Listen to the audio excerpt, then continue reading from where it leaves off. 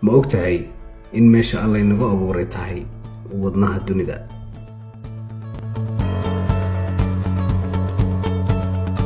waana meesha ugu habboon ee dunida looga talin karo ganacsi ahaan.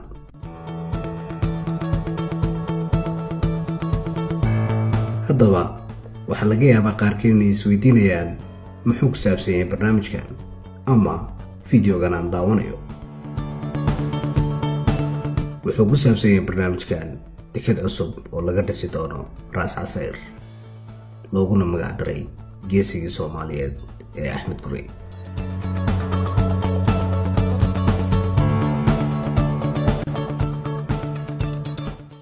waxaa wada barnaamijkan dhalinyar Soomaaliyeed aniga ugu horeeyo magacayga waa Mawlid Muumacaynaan. fikirkan wuxuu igu soo dhacay runtii 2 sano ka hor. run ahaantii uu soo noqonay madaxay ka bixi waayay, sidaa darteed baan sidii u dabagal arrinkan waa arrin run ahaantii faa'iidadiisa aan la qiyaasi karin. waxaan la wadaagay dhalinyar badan oo saxaab nahay dalka iyo dibadda jooga waynay la qaateen. sidaan hore ku sheegay magacayga waa Mawlid Muumacaynaan. waxaan ku dhashay gobolka Awdal, kuna koray ilaa iyo waxbarashadeedii dugsiga sare ka dhigtay. waxaan sidoo kale waxbarashadeyda jaamacadda heerka koowaad ee jaamacadda iyo heerka labaad ee jaamacadda ka bartay waddanka Uganda. 2015 baan waddanka soo noqday. waxaan dhigay jaamacado badan, way Camuud ka mid tahay. hadda muddo 2 sano jaamacaddii waan ka sokeeyaa. waxaan ka shaqeeyaa shirkado ganacsi oon abuurnay halkan, oon hirgelinay oo maasha Allah si fiican u shaqeeya.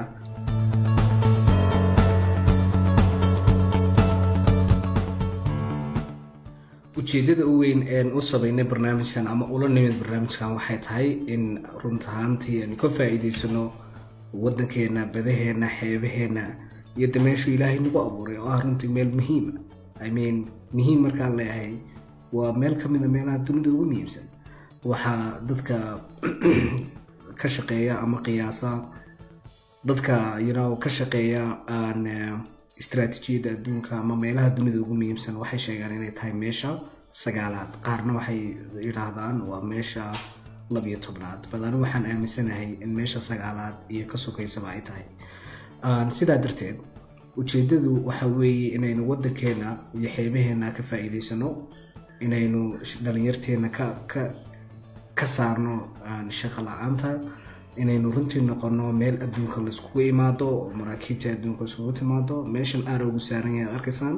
oo meesha dekadu noqon doonto. waad arkaysaan xaggan waa badii casayd ilaa kanaal Suez, Yurub,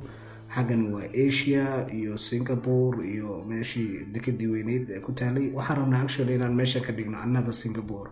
because markaad eegto meeshii ku taalo way kasii muhiimsan tahayba. iska badaayada Dubai warkeeda iyo Jabal Cali. halka waad arkaysiin waa koonfurta Africa ilaa Brazil ilaa Latin America xagga ka tagi karaysaa. runtii ujeedadu waa ka faa'iideysiga xeebaheena, shaqo abuurka waddankeena, dhiska waddankeena. waad ogtihiin waddanka imika hogaamiyaal fiican baan helnay. waxaa yimi ififaale dowladeed, waxaa timid inay ummadii oo dhan isku soo qalbi noqonayso. ilaahay qalbigeena isku wada rido, isku wada keeno.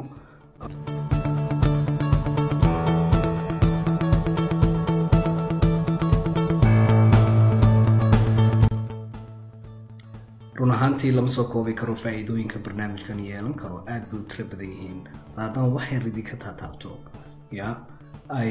horta marka hore meesha waa meel haaba ood arkaysaan. runtii waxay dadka Soomaaliyeed iyo waddanka Soomaaliya siinaysaa sharaf aad u badan inaynu barnaamij caynkana launch garayno, ama aynu ku dhiirano, ama aynu samayno, ama fikirkeeda baan la nimaadno.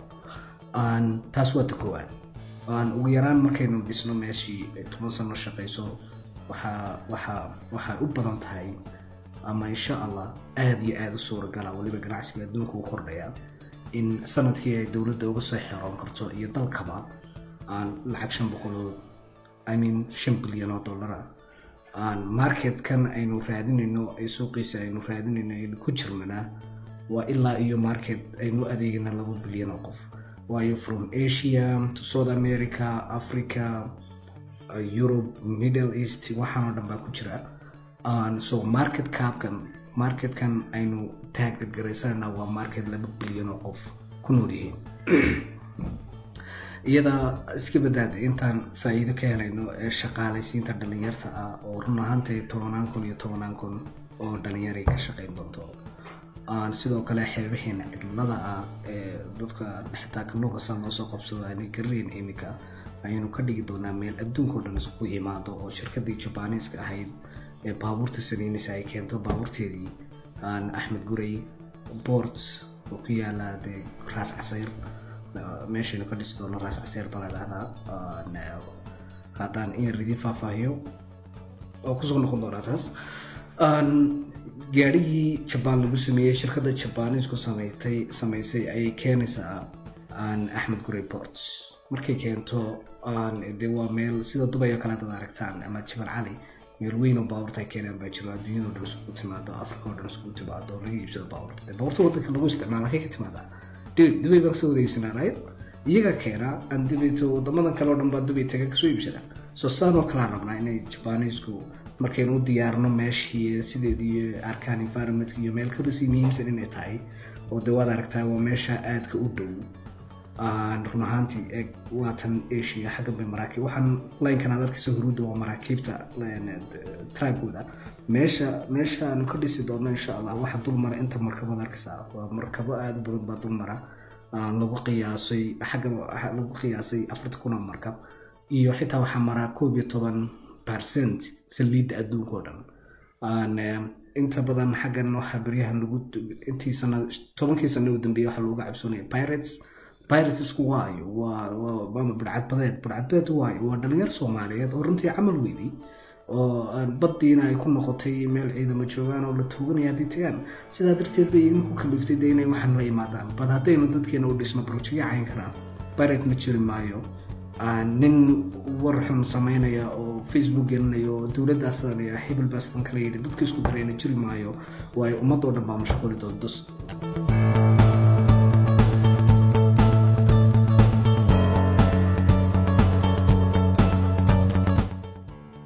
so badankiina waxa laga yaabaa inaad weydiinaysaan okay waa barnaamij fiican balse loo maalgelinayaa sida loo maalgelinayaa waxa weeye walaal aan laba siyaabood oo hadda ka fikirnay oo nisnay labadaas siyaabood bay arrinkan u hirgali karayaa run ahaantii project weyn wuxuu u baahan yahay lacag aad u tiro badan waayo waa wax adduunka oo dhan aad qayb kaga noqonayso ama qayb weyn ama qayb weyn ku qabsanayso ganacsiga adduunka run ahaantii uma fududa lacag ahaan iyo dadaal ahaan iyo maxaan ku dhahdaa waayo dadka badan channel ah jira oo nagu hareeraysan oo runtii isku day doona inay wax kasta sameeyaan si ay u hortagaan inay dekada caynkan oo kale meesha ka timaado ama ka dhisanto gacankan isaga ah waayo dekada badan buu runtii threat ku yahay ama xidhi doona so waxa weeye sida loo invest garanayo laba siyaabood number 1 in hadda waad aragteen dawladda Soomaaliya ama runtii dawladda wanaagsan inay haysano oo ididiilo fiican gelisay hadday imika waddo qalaasi ku sii jiro maba helay badheer gelintan ku soo bandhigi karno barnaamijkan soo takoowadeenu hirgelin karno waxay tahay inay Soomaalidu samaysato oo ay fangarayso sida u fangaranaysaa hadda waxa socda runtii dadaal dawladda ugu jirto inay shidaalka waddanka soo saarto oo lacag badan soo saari doona soo lacagtan halkii la geenaya I mean lacagtan runtii horta waddanka hawl badan baa ka socoto xasilin baa ka socoto kharash badan baa ciidamada ku baxa taas oo iska dhamaan doonta in 5 sano gudaheed insha Allah ama ka yarba laakiin waxay inta ka dambeeya waxaynu u baahnay project caynkan oo kale inaan investment saarno si aan waddanka aad u horumarino nashada ugu lacag nashada ugu helin ama economiga dheer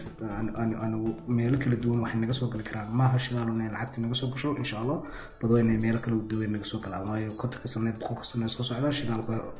oo yaraan doona isticmaalkiisu oo dadku waxay energy kale u guuriyaan sida darteed lacagta shidaalka oo kale ayaa lagu invest gareyn karaa waddanka Soomaaliya ama waddankeena inaga laftarkeena ayaa invest gareyn karaa taas waa koowaad talabaad waxaa jira wadamo badan oo runtii jeclaan lahaa inay arrinkan qayb ka noqdaan iyaga laftarkooda hadday walin garaynayaan aan isku fiicannahay kuwan isku fiicannahay ka mid ah share garayn karaa sida Turkiga oo kale runtii Turkigu dekadaha nala jaarka wadamadaas kale qaarkood iskuma fiicna siyaasiyan way wanaagsanaan lahayd haddaan fursadan oo kale siino inagana fursad bay noo noqon lahayd iyagana fursad like sida dee loo dhilgaraynayo wax loo kala goosanayo hadhow dadka madaxda garan kara imikaanu ma garan karo talabaadna waa taas in wadan saaxiib nahay ama entity baan hadday noqoto ay samayn karto barnaamijkan ama wadan kale runtii waa wax dowlad ama baanaka waaweyn ay samayn karaan keliya maaha xitaa baanaka yaryar ma samayn karaan ba dowlad laba dowladood waxay samayn karaan weyaan bato muhiimsan aan ugu jecelnahayna inay dhacdo waxa weeyaan in lacagta shidaalkeena kasoo baxda aynu gashno qodobka koowaad ayaanu taageersanahay runtii jeclaan lahayn inaan aragno ta kale waxay tahay midda labaad markaynu shidaal soo saarno wadankeena dee laba mid walba noqon doonaa in aan noqono wadamada sida Equatorial Guinea waa wadan shidaal leh oo qaniya laakiin yaa qaniya dee waxa qaniya only 5% dadka ku nool dadka kale oo dhan faqri weeye ama inay noqono wadan sida imaaraadka kale oo runtii aan ka faa'iideysta lacagta shidaalka ka heleen oo wadankooda ku dhisa hadda waad ogtaho wax aad u yar baa kasoo gala shidaalka marka loo eego lacagta kale dalxiiska iyo kasoo gasha shirkadaha iyo ganacsiga iyo dekedaha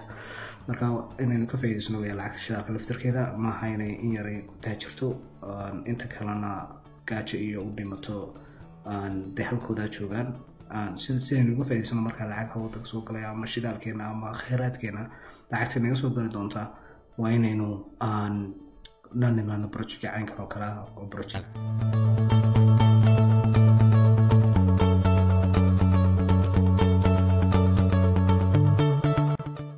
waxa kale oo yidhi jirta su'aal kale oo dadku isweydiin karaan is odhan karaan hey dekedan cusub ee la dhisayo waxay u dhowdahay Boosaaso waxay kale xoogaa u jirta tika cusub ee iminka ay dhisayso Qatar iyo Soomaaliya isla dhisayaan iyo ta cusub ee Qatar dhisayso Hobyo Muqdisho iyo Kismaayo soo dekedan ma saameynaysaa dekedaha u dhow iyo dekedii hore u sii jiray run ahaantii maya wax saameyn isku yeelanayaan ma jirto waxa muhiimada u weyn doonana waxay tahay inay meesha noqoto meel isku xidhay ganacsiga adduunka okay ganacsiga adduunka markaan leenahay ay hub u noqoto meel alaabta lagu kala warto sida Jabal Ali iyo Singapore so waxay yeelayso run ahaantii dekedaha horey wadanka uga sii jiray ma jirto haba yaraatee